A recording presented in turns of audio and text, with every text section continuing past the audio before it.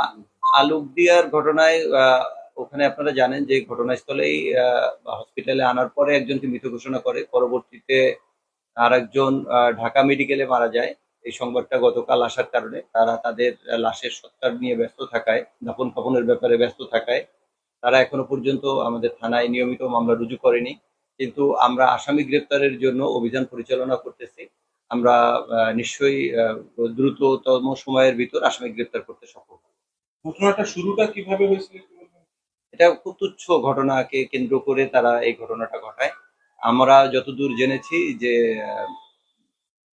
আপনার সমবয়সী দুটো ছেলে, একজন হচ্ছে রাজীব, তার কাছে রিপন নাম করে একটা ছেলে আপনার বিড়ি চাইতে যায়। বিড়ি চাওয়ার ঘটনাকে কেন্দ্র করে পরবর্তীতে এই ঘটনাটা মানে একেবারে পারিবারিক ঘটনা। এটা ওরকম কোনো ইস্যু ছিল না, কিন্তু সেখানে আঘাত করায় ঘটনাস্থলেই একজন মারা যায় এবং পরবর্তীতে ঢাকা মেডিকেল কলেজে একজন মারা যায়।